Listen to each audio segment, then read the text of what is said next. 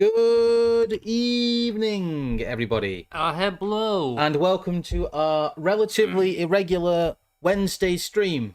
I'm afraid it has different sides. That's Yes. why it's irregular. Well, I had important things to do yesterday, like play snooker and stuff. Yes, lots of snooker to play. So we couldn't stream yesterday. That'd have been a bit of a hard multitask. That would have been a hard thing to stream whilst doing snooker. How am I meant to talk about Camila, Batmanghelidjh, and also like knock in like 3 reds and 3 blacks? Yes. We did have some clips of news presenters trying to pronounce her name, but it's going to be long enough in the tooth anyway. Yes. It's like them doing the whole Afghanistan thing. Today in Afghanistan. Anyway, The weather report is it's actually been dry for a little bit. it's also very windy though. It's really windy. I don't know why it's so windy. It should But be less also, windy. importantly, Yeah. hello. Hello. Mm. Hello to all the tiny people once again in our computer. I'm glad to see that you're still in there, but I'm very, very concerned. As much about as what I'm you're impressed that people watch these streams and there's popularity in them, I'm mildly concerned about the welfare of the little people in there if there gets to be too many of them. There is an Ooga and also a Booga in the chat. But yes, the build-up of tiny people in the computer could be deadly. What we should do is we should start a charity yeah, we for did the welfare of the tiny people inside our computer, and you need to give us millions of pounds every year to make sure that these people are okay, and you can totally trust us. God, for those, well, I'll stay on the thumbnail for a bit because it's quite illustrative of a point. But for those who don't know what Kids Company was, most people didn't for its entire existence and its entire collapse. For Kids Company, though, Yes. we shall. We shall, yes. For sure, we shall. Thank you for the super sticker there, Lamented Guy, the only person who ever uses that feature. So thank you for that. Thank you for the $10. We are still monetized on YouTube somehow. So if you guys want to support us, you can do it through that. There is also the Ko-Fi. And you can also, if you've somehow managed to not do so already, buy book. And if you've already bought book, get more people to buy book. Yes, book is very important. We pinned the message in there. We might show that at some point, but that's our condensed shilling. And then there's also the Substack and Yes. whatever else. There'll be. I promised a piece on Friday on the Substack. I couldn't do it. I've been ill. I also expanded it out a bit, but there will be another Substack piece this week because it's basically finished. I think you guys will enjoy it. So do keep an eye on the Substack. We do put this as an ad-free podcast in there as well. I don't want to support us on there, but we do also put up more written pieces. And I'm sorry that my written piece from Friday is late. My homework is late, guys. Sorry. Where's your homework? No, Did the dog eat it? No, the dog didn't eat it. I extended my own homework. Kids Company. What was Kids Company? Well, as we'll get to, it was a boilerplate-seeming, celebrity-supported, government-linked children's charity that offered services to quote-unquote vulnerable children. Yes, I mean, to be fair, we could have... It's not our sort of thing to do, but we could have really made this like a brick core, like, don't you remember 2006 kind of thing? And there'll be a little bit of that. But for those who have some spare time after this, just go look at this as like a phenomena. Yes. And then if you really want to learn to hate these people, go look at the art the art exhibitions this woman supported putting together. It's all very... Oh, there's a lot of different rabbit holes we could go down here. But for a 400-feet view, what happened was a large children's charity went bust. Yes. And the reaction to it, in multiple different ways, ended up as an exercise in the charity sector and the legal framework around it, protecting itself, its reputation, and creating a process that meant none of this ever got resolved. Yes. If you don't think you know what Kids Company was, how it was resolved, even if you were there at the time, you're not unique. Nobody does. It is a impenetrable from the outside swarm of he said, she said, charity sector backbiting. But underneath it is a great demonstration of how sewn up all of this is. Yes. How top down all aspects of our society are, and the fact that we have an elite class who are not allowed to fail and are extremely adept at wasting everyone's time when they get caught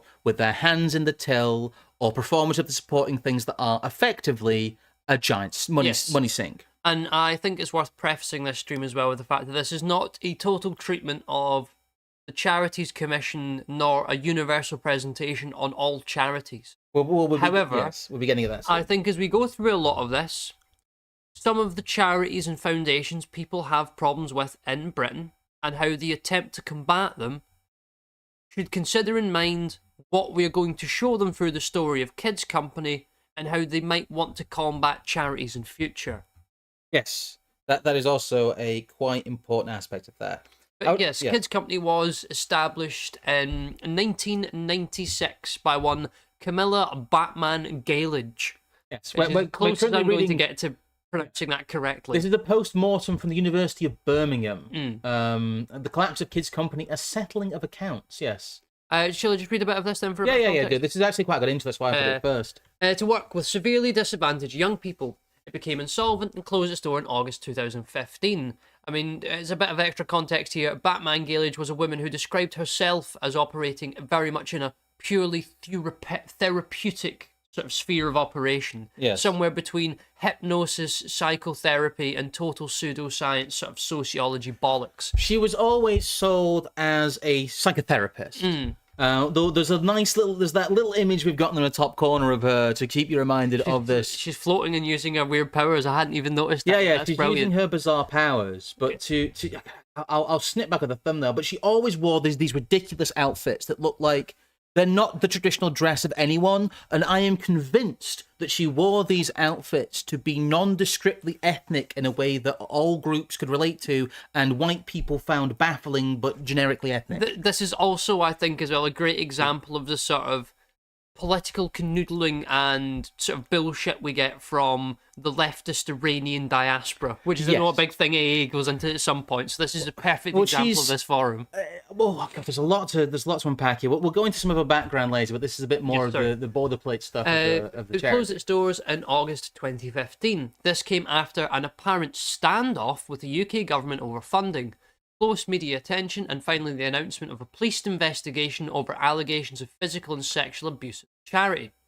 There's been no shortage of analysis attempting to make sense of what is a very sorry tale. It is a case of a charismatic chief executive who was very good at fundraising but unable to manage the work and finances of a complex multi-million-pound operation. Or a case of a charity unwilling to turn vulnerable young people away and overwhelmed as a result. Or perhaps the trustees were at fault for not taking responsibility for the organisation's direction and fragile financial model. Or a government minister is guilty of boosting and then betraying a once favoured charity. Notice the flooding of the zone of narratives here. What this is really a story about is how the interface between charity and government is awful. It doesn't work, but keep going. Few people associated with the charity's demise seem to come out well, and individual reputations have been tarnished. Rather damningly, relatively little is being heard by or about the young people the charity was aiming to support. And I want to reiterate as well for listeners not in the UK or possibly slightly younger than myself, this woman was everywhere at one point. Yes. Kids Company was, for some bizarre reason, it was the charity you had to support. Oasis gave it money, Morgan Stanley gave it money, all these different TV sort of celebrities and daytime TV personalities all had their little bit or their little tribute or their little bit of money they gave. And these people were all clients of Kids Company, as it were, as they integrated into its structure for facilitating education for children that were deemed uneducatable and stopping people sending into states of savagery. Well, so it goes on to say about claim and counterclaim, but in here it does say an interesting thing which I can't quite find right now. I think this is actually a shorter version. Yeah. Are you looking for possibly the third way or the big societies David Cameron Yes, likes to talk about? here it is. In doing so, it gained friends in high places, including politicians keen to promote third way or big society voluntary action beyond the state and market.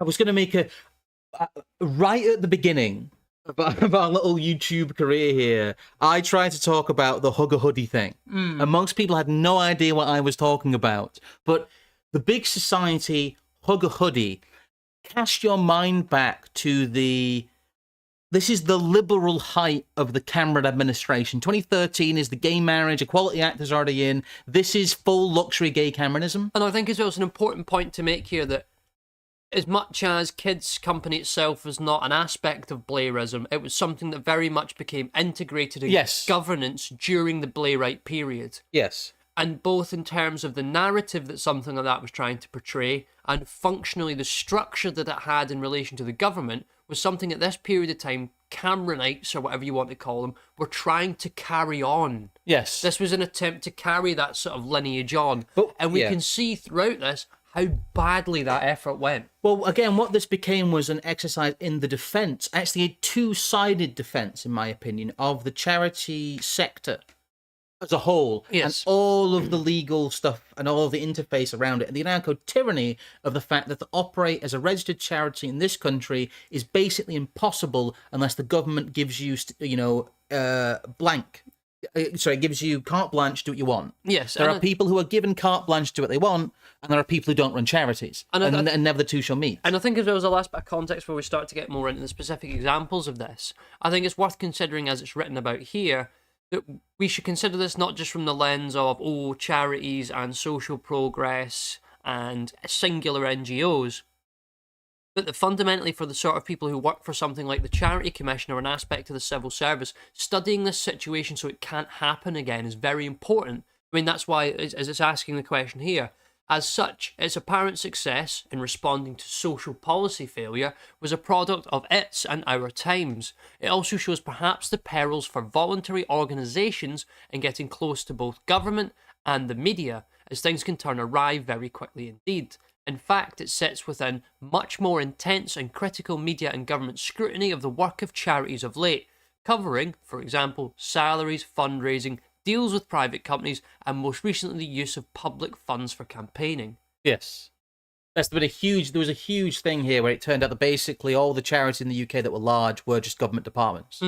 They signed a whole bunch of effectively diversity propaganda agreements with the Blairite government and were handed large amounts of public money. Yes. We'll get into the charity industrial complex proper, not in this stream. But again, this is a good introduction to it. It's worth reiterating the fact that this is not a bug of the British charity system. This is a feature. Yes, this is largely, really, we'll reiterate this again, a children's charity that was operating in a way that was not uncommon to the charity sector. It was also mismanaged and routinely lied about levels of services provided and where the funds goes. This was ignored due to celebrities and establishment figures using its image for credibility and goodwill, notably the fact that it was chaired, as we'll get to, by Alan Yentob. BBC creative. Yeah, director, whilst he was also the head of the BBC. The thing is, he's being BBC creative director. He's basically Vladimir Putin for the BBC. Or he just creates another position and adopts it. Yeah. Yes. He is the ultimate BBC Zionist backstop. Right Chancellor. Yeah, and nobody likes him. Although let's see what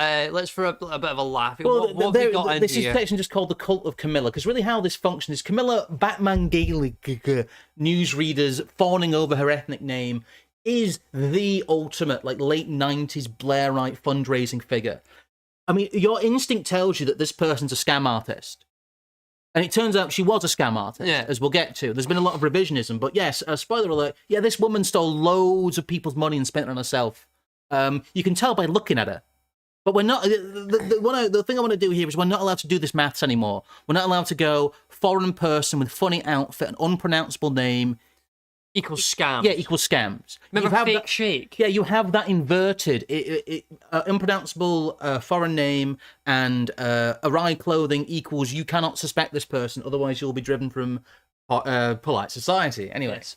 Kids Company charity founder and social justice campaigner Camila Batmanghelidjh has died aged 61. I know they've stopped calling her a psychotherapist at this point. The Iranian Belgian, work that one out if you will, started the charity in 1986 in South London to provide support to up to 36,000 deprived and vulnerable inner city children and young people. I love, by the way, that part of the way they came up with that number. Up to.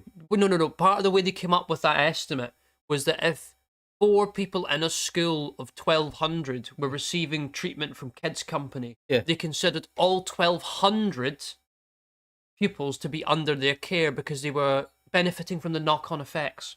Is that true? Yes. Gee, well, yes. and when you look at care provision for charities like this, that's the kind of shit you can counter. Those are the kind of numbers you come up with. As we'll get to, Kids Company possibly wasn't actually a child farm for nonces. Possibly. Possibly, no. But only... It's not that it wasn't, it's that it possibly wasn't. Yes, but only because it possibly didn't interact with children at all. Yeah. In 2015, she stepped down from Kids Company amid allegations of mismanagement, but a high court cleared her of wrongdoing. She died on Monday, her birthday, having been ill for some time. How did they know it was her birthday? Because her Wikipedia says she had no birthday and no birth certificate. Yeah. Miss Batmanghelidjh is said to have spent her last Christmas at home Wrapping up presents for vulnerable children. Yeah, as we'll see, she was not cleared of wrongdoing. A family statement shared with the Guardian newspaper said she died peacefully in her sleep on night of 1 January after celebrating her birthday with loved ones. No, she's on Epstein fucking Island. I'm actually, do you know what? I now understand what you're saying about some of the stuff about this is massive schizo bait. Yeah. Because some of these facts completely go against what's said elsewhere about her biography and her own personal details, which is just hilarious. Yep, like, it's completely impenetrable in places. But this shows you just the fawning tone. Just that. I mean, this alone should tell you that this person's... That the BBC saying this about someone basically guarantees that they're evil. But anyway... more of the... This is actually from the Design Museum. Aww. And it seems to be completely not updated. It talks about her like the scandal hasn't happened and like she's still current. But her bio says... Oh, they've got the place to be stuff thing in there as well. Yes. It employs more than 600 staff, benefits from some 11,000 volunteers annually, and reaches 36,000 children a year. There's that number again. Therapeutic care in London and Bristol. This must be pre them doing this stuff in Liverpool as well, then. Yes. Divide that by about 1,200, and that's the actual number. Batmanghelidjh trained as a psychotherapist and worked in psychoanalysis for 20 years. Completely, as we'll get to, completely dubious. Yeah, Where's the certification? In fact, the inquiries said that nobody had any qualifications to do with psychotherapy at all. I love the attempt to make this sound like she's made a life choice here as well. Worked in psychoanalysis for 20 years and has become an advocate for vulnerable children. She was named Businesswoman of the Year by Dodds and Scottish Widows Public Life Awards. Received Ernest Young Social Entrepreneur of the Year Award and Lifetime Achievement Award from the Social Justice. Her prizes! Look at all the prizes they awarded her. Kids Company. Surely that means she's a worthwhile. Look at all the prizes. Sorry, go on. Kids Company has been awarded the Human Rights Award by Liberty and Justice and the Award for Innovative Excellence by Psychoanalytic Psychotherapy Now. Kids Company currently has a partnership with the University of Cambridge and UCL involving research into neurodevelopmental trauma. No, it doesn't. No. But all this is as we'll come to, is a giant fugazi in aim of what we're about to see. Yep. Here's another one again. Bella Freud. It's just the opening. Camila Batmanghelidjh. I had tears in my eyes when I read an interview with Camila Batmanghelidjh.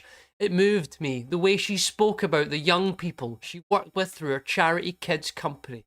Her emphasis on listening to them and behaving in a respectful way. Not allowed in the pool! Even when some kids smashed up her first office. Laughing, she said they came back the next day out of curiosity and she invited them in. They couldn't believe she looked so calm and delighted when she told me this snippet. Camilla had a way with young people, especially with children from the most damaged background. She was straight talking and never patronised. Nothing shocked her. Her heart had expanding walls, as did her fucking sides. As did her stomach. But this is the fawning tone. Look at this spell. She wasn't overwhelmed or fazed by the endless, shocking abuses the children confided in her. She was an early proponent of addressing... Anyway, just the fawning cult-like tone that she was talked about before. I hope I'm not the only person that, like, something about all this just gives me massive heebie-jeebies. It actually does, like, the whole thing is kind of physically disgusting. And the fact we'll never know what really went on there is one of the more disgusting parts. But... Yes, obviously, Camilla's father Feriodon Batmanghelidjh. Was a quack. He was a scam artist. He sold people salt concentrates and told them to drink lots of water, to be fair, and that would solve all their problems. I mean, fair, as an HIV and AIDS denialist, he was at least onto one thing. Oh no, they only use that as like a headline thing. Yeah, I gather that. Pour one out for Batman. What a public figure. Thank you, Mr. Shrubbery, for your $20. Yes, thank you for the $20. Shrubbery. But her father was a scam artist, and basically her mother's an unknown woman. Yes, some woman called Lucille, a Belgian. That's it. That's all we know. Her father was a Iranian diaspora quack who was a scammer, a fellow scammer. It seems being a dirty scammer runs in the family. And as we'll get to, no, she was never exonerated. As I read more about this, the leftist press we'll get to near the end where they talk about all this revisionist stuff just makes me angrier. But I think you've got an example here. Now, this is not maybe the best. Well, it's not the best format. On stream. But we'll tell you what. We'll go back to the thumbnail. We'll put it up anyway to show the fact that we are reading from this is written evidence from committees.parliament.uk. This is just a great example of the way Kids Company was run. This is again, it's from parliamentary evidence, and it's them fleecing wide-eyed boomers out of their inheritance. And then this woman was completely taken in. She talks about, before the section we'll quote here, about the fact she'd given her house over to them to sell.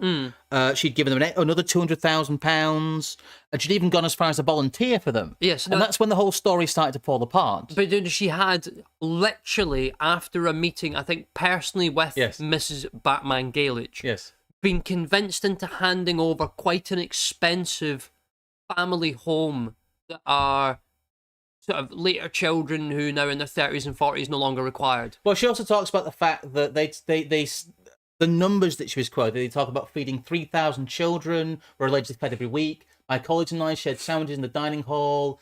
It could only seat 60 or 70 people, and the chef only worked between 11 a.m. and 3 p.m. Yes, I mean, the statements in here are just so mind-boggling, but make a perfect image of how these sort of very upper middle class, not quite elite figures get completely taken by these charities. Yes. Meanwhile, I still remained loyal to my perception of the charity as a genuine work of love, a view held also by many of the great and good, such as Joanna Lumley, David and Samantha Cameron, HRH the Prince of Wales, and many others. Oh, but Joanna Lumley said it was okay. Well, I was shown a new adventure playground. This is where your money went, said my guide. Called the Venture, it was perhaps half an acre of scruffy grass and contained a mound with a slide.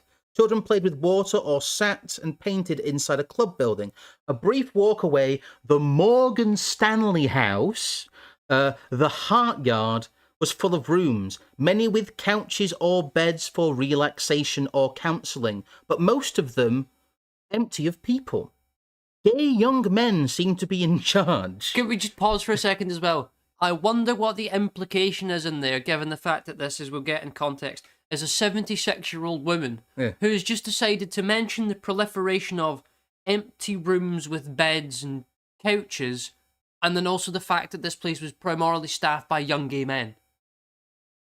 We'll just leave those facts to the side there. Would you like me to carry on with this? Yeah. My colleague said maybe the alarm system would not allow me to have stayed there. Stubbornly, wanting to believe my money had gone to a worthy cause, at the end of the week I returned to Lincolnshire, which is, I believe, where other households. Yeah. But the doubts began to harden. Why had Camila not even spoken to me on the phone? Not many pensioners return to work in London at the age of 76, and not in such hot conditions. Surely a brief word of thanks, or at least a polite inquiry about the work and how I had found it, and how could they possibly feed 3,000 children at Kenbury Street on a weekly basis. A later visit on my own to Kenbury Street found the chef works from 11 a.m. till 3 p.m. Outside in the street, a young black woman was ranting on a mobile phone about Kids Company. "Do you have a problem with Kids Company?"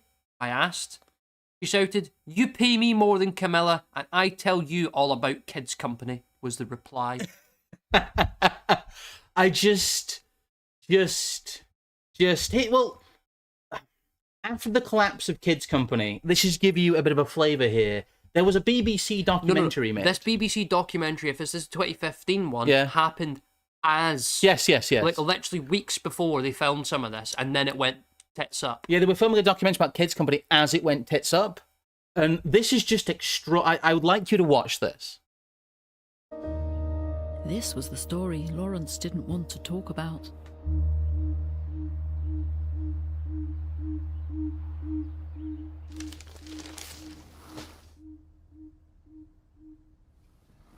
Camila, what is going on? I'm feeling uncomfortable. About what? Well, because you wanted me here as an independent observer, and Yeah. I feel I have to ask you. Ask me anything you want. What would you like to ask? Well, you know, I thought this was a charity for disadvantaged children. It is.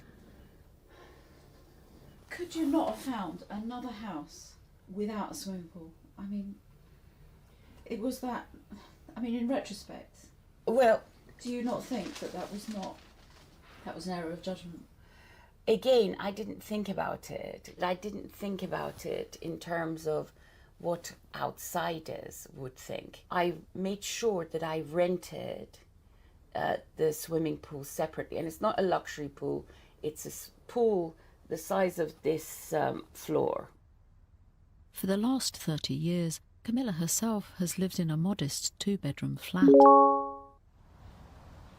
We wanted to have somewhere for the kids who are very traumatized to live without the possibility of getting attacked.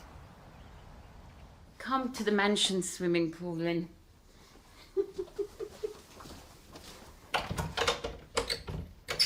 There's another door. There you are, darling. Go and have a look. Camilla said she'd paid £1,000 a year for use of the pool. She denied reports the 5-bedroom house wasn't always fully occupied.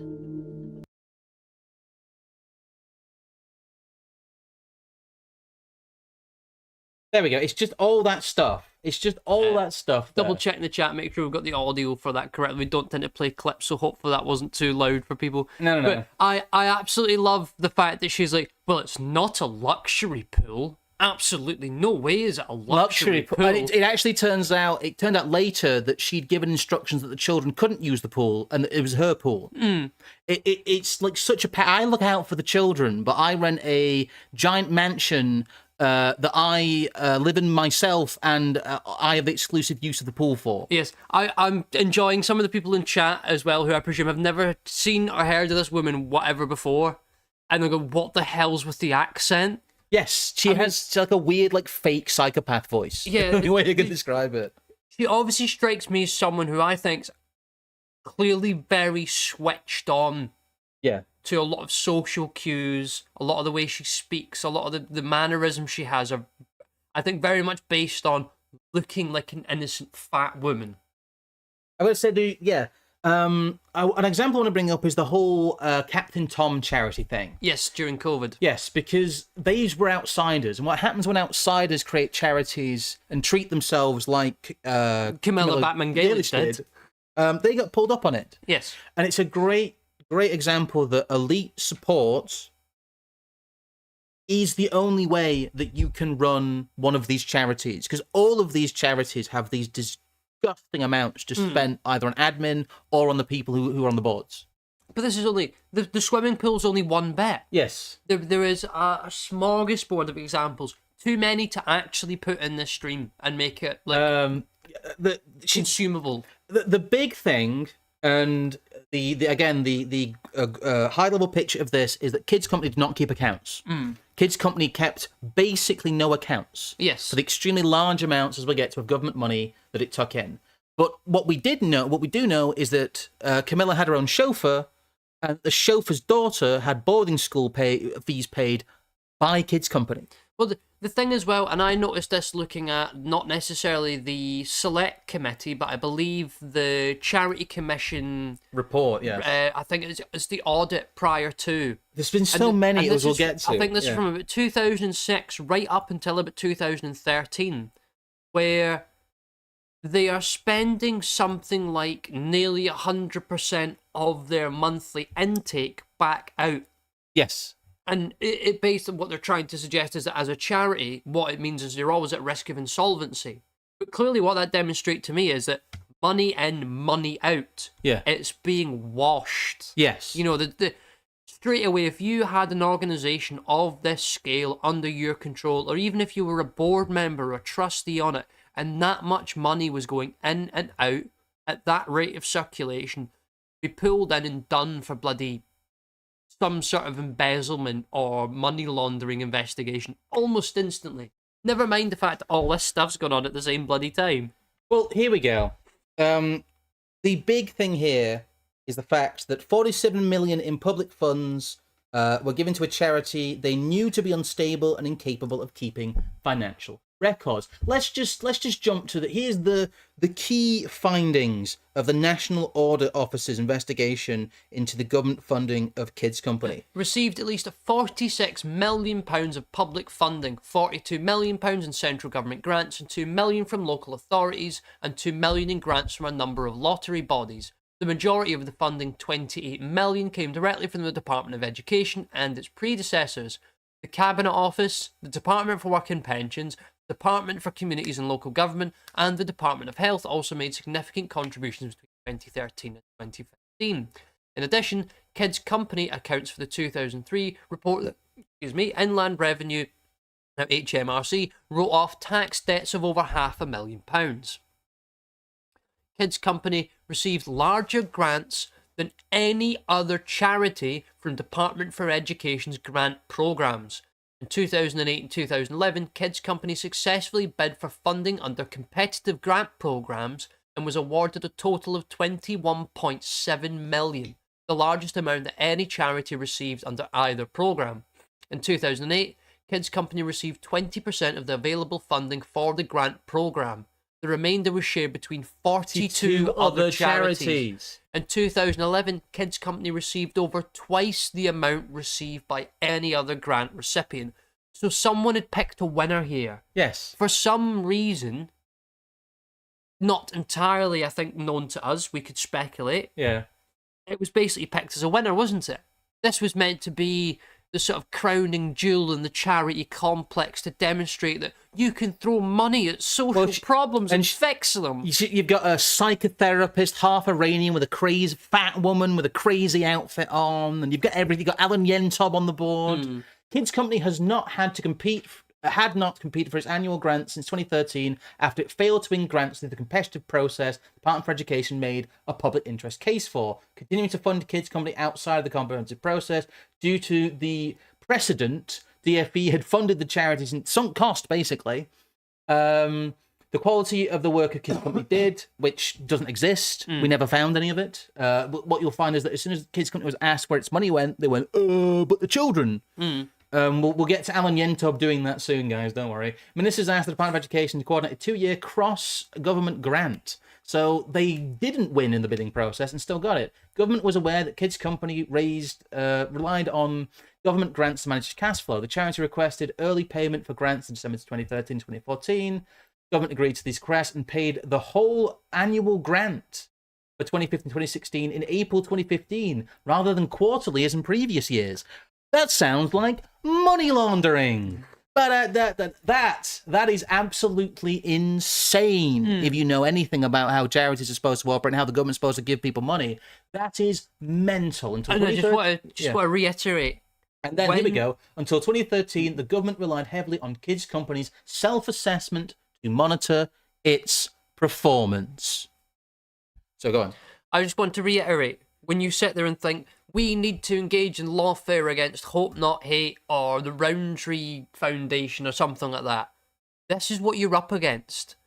Even when the Charity Commission itself decides that it needs to get rid of one of these things, like a bloody diseased limb, it still isn't really that capable of doing it on its own behalf. But then this, of course, comes in partially, I believe, because of the people who were involved, not just in terms of Yentob, but as you've got here, this was an integral sort of part of the narrative piece of David Cameron's whole big society. Yeah.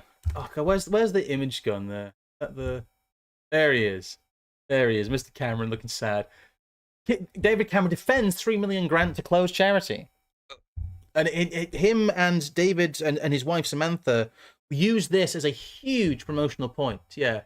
It was right to give them one last chance. I know we gave public money to this fat, scamming, possibly Iranian woman with an unpronounceable name, but we thought we should give her one last chance. I kind of like this admittance of defeat here, though. Meanwhile, the charity's supporters have taken part in a march in London.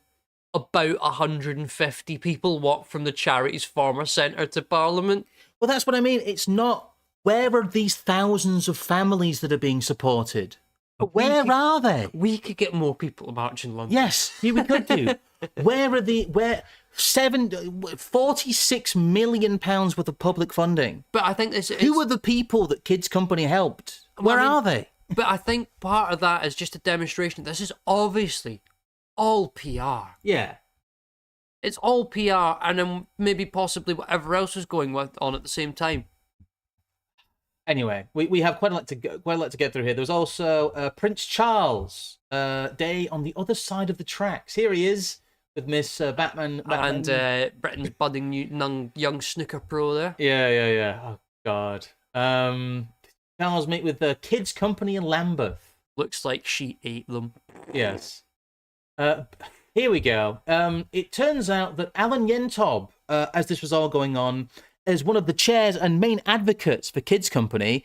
I don't know. Do you want to cover some of this? Yeah, no, I think this is the one you've got up here. I can go onto the link after if you like. Yes. Is this the one where he was in the studio? Yes. Or whatever else? The Guardian has been bizarre in its belated defense of Kids Company, the indefensible scam.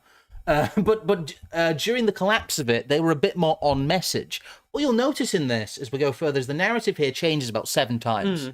And then it just collapses and disappears for a while. But this article here is about the fact that the BBC's Director General had decided to stand behind the director. Yeah, stood behind the Radio 4 producer while the charity's founder was interviewed on the Today's programme in July. It was intimidating. I regret it, Yentob told MPs last week. This is the chairman of the charity who's been using the BBC as his own personal megaphone for this charity. Alan Yentob, for those who don't know, oh God, yes, he is. Like a million times over, he is the merchant's merchant. But apart from that, he's also just disgusting and one of the most well-documented liars in British public life. But Alan Yentob decided to, stand behind and pressure the producer while this flamboyant scamming woman was on the radio, so she wouldn't be asked any awkward questions. I mean, because as we'll notice, when you actually see her trying to engage in questioning, she comes across like a child. I must admit too, I think I, like Alan Yentob, if shit both literally and figuratively hit the fan, would also stand behind Camila Batmanghelidjh. That's true, but this is this is the incestuous relationship here. The entire establishment was wrapped up in this.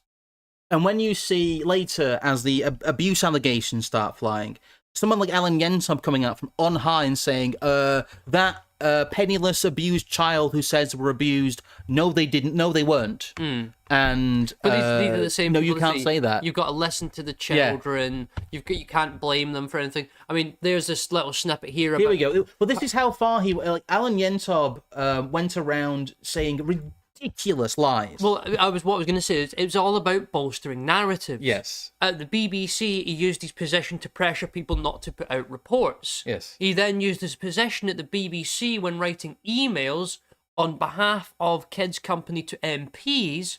He wrote of, there would be arson attacks on government buildings, and parts of London would descend into savagery. That modern slavery and starvation would run rampant as a consequence of Kids Company not receiving a £3 million grant that year.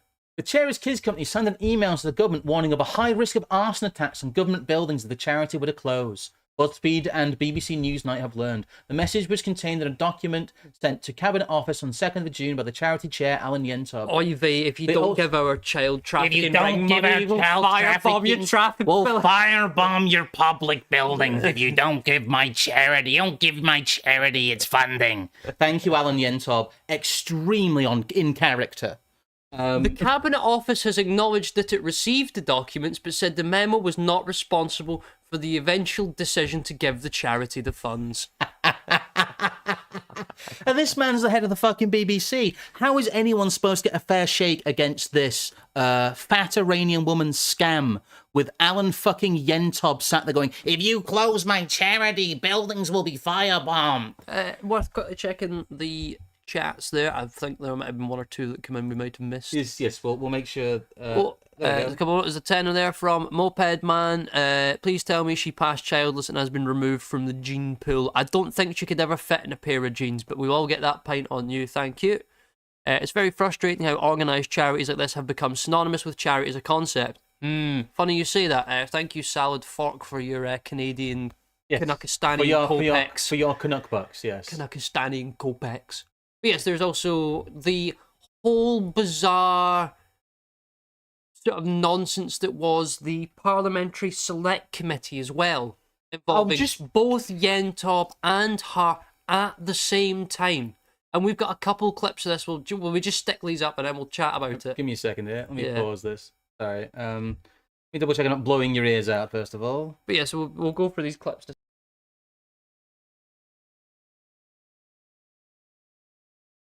It has been remarked to me that for such a senior and interested figure from the BBC to stand beside the producer, so that the producer is thinking what I say to whoever is interviewing the interviewee is going to be heard by a very senior figure who has a conflict of interest in this matter.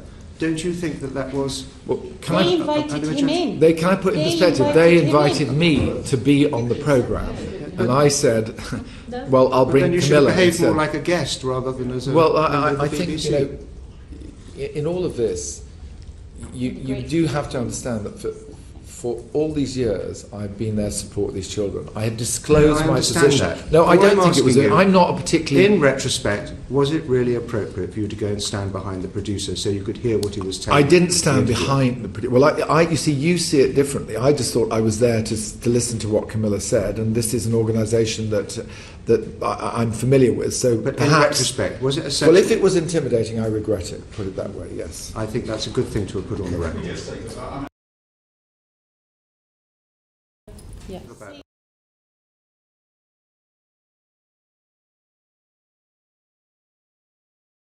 One more, guys. We've got another quick clip here. I think I just removed it from the timestamps.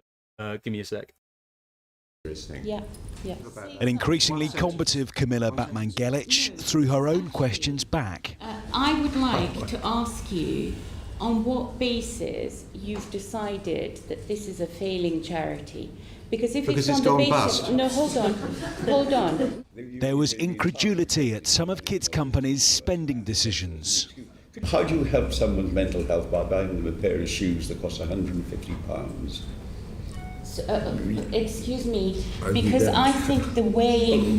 Hold on, no, the way you've put that question is really unjust. And Mr. Yentob claimed the end of Kids Company could even be linked to a loss of life. 5 days after Kids Company closed, a boy was murdered. He was going to the crime prevention centres, which were closed. There were stabbings. There were 4 suicide attempts. I haven't talked about this, but I'm now telling you that these things happen. After the hearing, he told me he was satisfied he'd... children are dying. I think that's a very unkind question. Why I gave that child, do you know what? On a second listen there to that, the £150 shoes, nonce cover up. Who are you paying off with 150 quid shoes? You fat bitch. What awful! I mean, look at that testimony. If you didn't believe that kids were being nonced before it, you sure do now. It's just that was there, and they got away with this. Getting away with it. girl. Oh, my love. I don't think we really need to add too much comment onto those. I think those clips gonna just stand for themselves, to be frank. Well, we have two competing cover-ups here. Either Kids Company was such a ridiculous scam that it didn't interact with any children barely at all. Yes. And so it was unable to abuse children because its model didn't involve children. It involved fundraising and fund spending. And it actually seems that many of the people who volunteered for Kids Company said that they weren't worried for the children, they just never saw them. Except from the other people who gave testimony to say the fact that they did work with the children and were abused by other members of staff. Yes. Which all mysteriously, well, the things that didn't go away all disappeared into inquiries. But then these two lines of questioning, as you say, intersected across one another, flooding the zone with shit, as we'd say, or as Steve Bannon would put it years ago, meaning that no one really got to the bottom of either. I would like to scroll down here particularly, though, because I think the comment from Yentob down at the bottom here, where is it? Somewhere. Is it here? It should be. Scroll up a second again. There it is. Yes. Wait, is it in that one? This is... No, sorry, it's in the next BBC link I've got. Okay, well, here's The Guardian. Captain Yar says no evidence found to justify referring allegations of fitness sexual abuse to prosecutors. It just was just made to go away. But the thing is as well, these allegations were made in the month or two preceding all the financial aspects. They were then supposedly investigated at the same time and then dropped once the finance thing was all sort of squashed away. Yes, somewhere in here is the Yentob comment. There we go. Yes. Now, I think this is a particular example of everything we are up against. Yes. The charity's chairman, Alan Yentob, who is the BBC's creative director, formerly the head. But this is also in the BBC as well, mind you. There is no evidence that we were informed about a sexual abuse case. So you could have been informed, but there is no evidence about it. I think this amount of rumour and allegation and counter-allegation is disgraceful. Yentob's comment in the BBC demonstrate the manner in particular which top-down control in managerial societies manifests. Total vertical integration across arms of supposedly separated quasi-governmental organisations allowed for elites like him to wield considerable power at an absolute whim, and just to simply close up shop when convenient and leave no one accountable for God knows whatever these people did, how much money they actually did touch, and whoever else they brought into this. Well, here we get to the most depressing part of the story.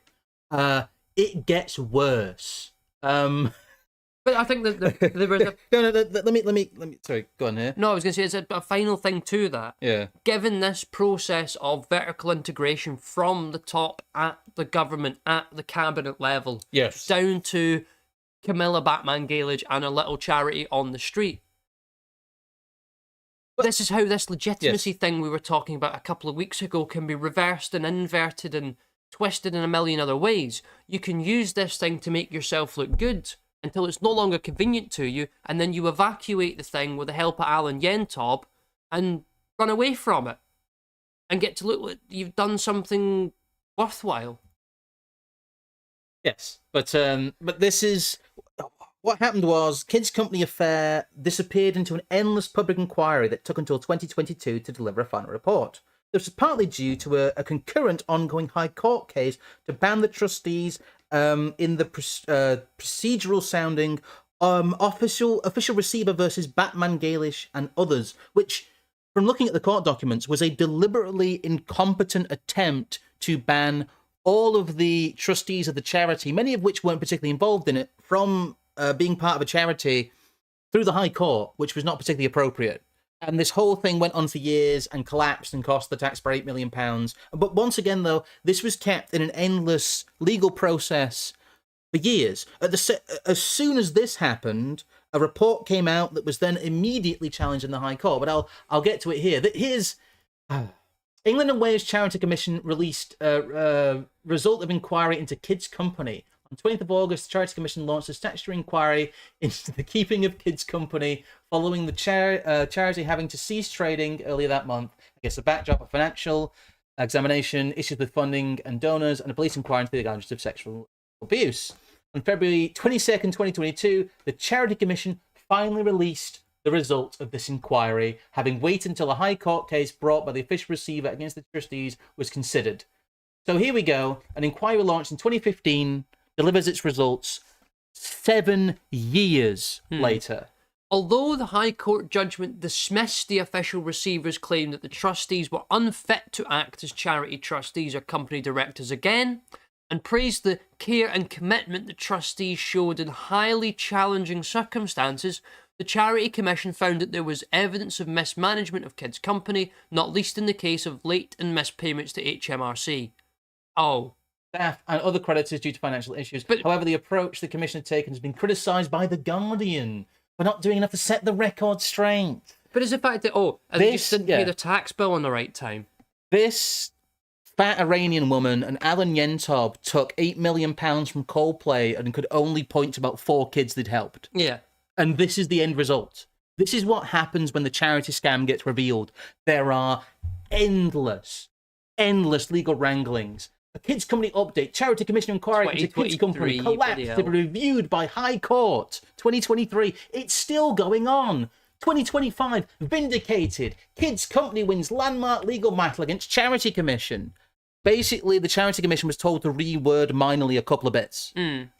But this is the new... Kids Company founder Camila Batmanghelidjh wrote of how she used... that's the one that's one you end on, yeah. And this is what leftists get told. Leftists get told, no, your money's safe. I know Camilla, unpronounceable name, got caught giving 150 quid worth of shoes and having no accounts. And having a swimming pool. And having the support. And paying for private education. And having the support of David Cameron and the head of the BBC to cover up whatever horrible things were going on at Kids Company. But don't you worry. But you need to convince your geriatric parents with a £1 million house to leave half of that in their will to some progressive charity. All that disgusting graft you saw in those undeniable interviews, those undeniable clips of these people stumbling over themselves, unable to account for the millions of pounds they've embezzled, leads here. Oh, don't worry. Kids Company was exonerated. Because the High Court said... It's irrational and unbalanced and one-sided, and he criticised the extremely unfair innuendo of the Charity Commission. The report wrongly perpetuated the stigma. It's such... Again, they've turned the therapeutic language back on it. Excuse me, I think you asking me why I bribed a vulnerable young person with 150 quid worth of shoes is a very unkind question. That's the world you live in. That's the world you think you're going to reform through the process, by the way. This process resulted in no one being punished, nothing being revealed, and everything disappearing into a cloud of confusion. And you think you're going to do lawfare against hope, not hate. Again, this is why I think a lot of people are mentally disabled politically in a very clear way, because they do not understand how the system works. Hegemony means hegemony. Things are sewn up. The head of the BBC will come out and say, you're a wrong'un. We're doing it for the children, and you'll look like a fool. And it doesn't matter how right you are. It doesn't matter how much evidence you have. It doesn't even matter how ridiculously these people behave publicly. They win and you lose because they are in power and you are not. And we've been saying this for so many... I know this is a bit of it's a worked example here, but I implore you to look at this unresolved mess. These... court cases, decades of them. There's a little comment you've got at the bottom of the notes we have here. All panhandling is a scam, especially organised panhandling. Yes. Well, it's just Kids Company can be both an appalling scam and a large charity functioning as expected. What did you think would happen when a bunch of people panhandled? Again, we're going to do the charity industrial complex, but yes, they're panhandling, stupid. If someone shows you an image of a crying child and asks you for money, they're panhandling. And if you give them money, you're a rube, you're an idiot, and they'll laugh at you. Like Alan Yentob tried to laugh at people during the parliamentary proceedings there. Oh, well, it's for the children. We took all this money for the... What do you mean? You know it's a scam. I know it's a scam. All the celebrities know it's a scam. Why are you doing this to me? Everything else is a scam. Why are you doing this to me? That's the attitude here. Why are you doing this to me? The suckers gave me the money willingly. Yeah. And the suckers gave the money to your scam as well. Why are you doing this to me? But it's the thing, I think, as well, the fact that nothing changed from 1996 to 2015. As far as I can tell, Kids Company was fulfilling the same remit, the same standard over that period of time in a way that didn't really warrant investigation beyond some slight audit stuff. But what was agreed upon was the fact that this was okay. Yes. This was all okay until it wasn't. Yes. It's subjective. It's totally arbitrary. And what we also have to consider as a complete under sort of text of all of this is that it's a bloody kids charity operating in Britain that was hushed away very quickly. Who knows what the hell was really going on? Well, also, really, it seems the Charity Commission has effectively said that, yes, Kids Company was a scam, but everything else was a scam. And Kids Company's mistake was running out of money and getting caught. Yes. They got caught operating as a racket, and they nearly, well, from the Charity Commission's eyes, they nearly brought down the whole racket with them. And that's not allowed, is it? No. And so, again, the whole... This is why, as you say, if someone was to go out there and shoot down fucking Hope Not Hate, it wouldn't be for my benefit or your benefit or anyone else's benefit. It would be for the benefit of the Charity Commission that's saving its arse. But I found this while I was looking earlier on, and if anyone really, as I suggest, wants to go down this line, somewhere on Batmanghelidjh's Wikipedia, there is a little comment about the galleries she had oversight in the Tate and somewhere else in London, featuring art directly from kids that Kids Company worked with that were abused. And they tried to describe this abuse through the artwork itself. If you want to go looking for that, if you want to go looking for that, you can go look for it yourself. However, we'll go to the little email quote we've got at the bottom of the stream here. On the stream, sorry, the article here. Yeah. How did you want to get the? Yeah, before we do that, we'll do. Thank you, Shrubbery, for a few more donations. Yeah, but who created Coldplay to begin with?